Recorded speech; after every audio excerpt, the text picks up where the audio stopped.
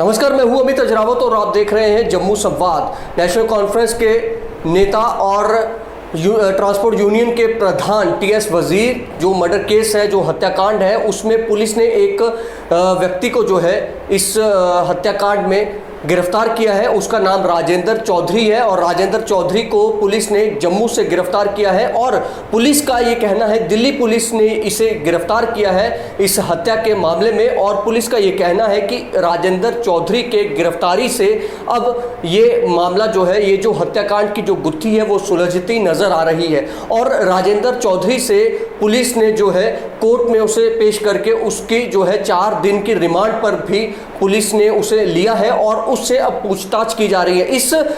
हत्याकांड में टीएस वजीर के जो हत्याकांड है, इस हत्याकांड में जो राजेंद्र चौधरी है उसकी गिरफ्तारी के बाद उसने कई खुलासे किए और उसने कहा कि इस पूरे हत्याकांड में 4 लोग शामिल हैं, जिसमें हरमीत, हरप्रीत और बिल्ला नाम के ये 3 और शख्स जो हैं वो इसमें शामिल हैं। इसमें आपको बता दूं कि हरमीत जो है वो हरप्रीत सिंह जो है वो इसमें मास्टरमाइंड है और राजेंद्र ने पुलिस को ये भी बताया कि इस हत्या का मास्टरमाइंड हरप्रीत सिंह है। हरप्रीत सिंह के मामा की हत्या वर्ष 1983 में हुई थी और उसे ये लगता था कि मामा की हत्या में त्रिलोचन का हाथ है। ऐसे में उसने बदला लेने के लिए हरमीत, बिल्ला और उसे शामिल कर लिया, यानी कि जो राजेंद्र है उसे शामिल किया। क्राइम ब्रांच ने जैसा कि आपको बताया कि क्राइम ब्रांच ने मंगलवार को आरोपित को जो है अदालत में पेश कर 4 दिन की रिमांड पर लिया है और उससे अब कई सारी चीज़ें जो हैं वो पुलिस जो है उसे उगलवा रही है। आपको ये भी बता दें कि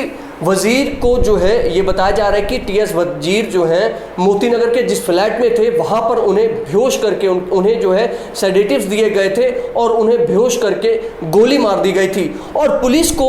इस जो राजेंद्र चौधरी है, इस राजेंद्र चौधरी की जो मोबाइल लोकेशन है वो 2 तारीख से ही उस मोती नगर के जो फ्लैट है उसके आसपास की लोकेशन जो है उसके मोबाइल की सामने आ रही थी और पुलिस को राजेंद्र चौधरी पर सीधे तौर पर शक था और पुलिस ने उसे जब जम्मू से गिरफ्तार किया है उसके बाद उसने सारी बात जो है वो बयां कर दी है। पूरा मामला बताया है कि किस तरह से उसने हरप्रीत, हरमीत और बिल्ला के साथ मिलकर टीएस वजीर की हत्या कर दी। लेकिन अब इसमें कई सारी चीज़ें जो है वो सामने निकल कर आ रही हैं कि 1983 में जिस तरह से हरप्रीत उस जो राजेंद्र है उनका ये कहना है कि जो हरप्रीत हैं उसके मामा की जो 1983 में जो हत्या कर दी गई थी, हरप्रीत को ये शक था कि उसके मामा की जो डेथ है, जो उसकी हत्या जो है वो टीएस वजीर ने करवाई है और उसी वजह से उसकी एक रंजिश थी, ये आपसी रंजिश थी और इस रंजिश को लेकर उसने इतने सालों के बाद करीब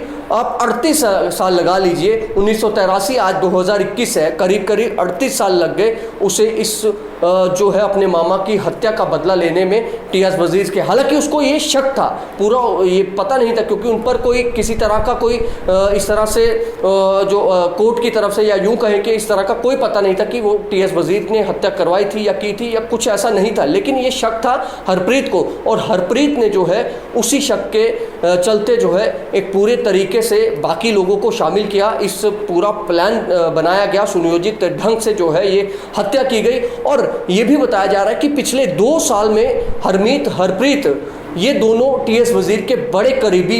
हो गए थे, इतने करीब आ गए थे, इनका उसके घर पर आना जाना था, टीएस वजीर के घर पर आना जाना हो गया था और काफ़ी करीबी माने जा रहे। तो इसी के चलते जो है एक पूरे तरीके से जो है ये प्लान किया गया और जो राजेंद्र है वो दिल्ली में ही जो है वहाँ पर मुंबई में वहाँ पर जो ये टैक्सी चलाता था और ये हरप्रीत का जो है, हरमीत का जो है उनका ये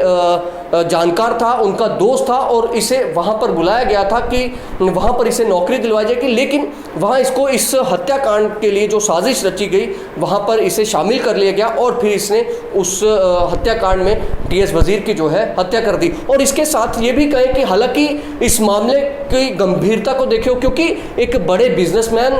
थे टीएस वजीर, नेशनल कॉन्फ्रेंस के नेता थे और पूर्व एमएलसी रहे हैं, ट्रांसपोर्ट यूनियन के प्रधान रहे हैं और कई सारी कई सारे मुद्दों पर वो आवाज़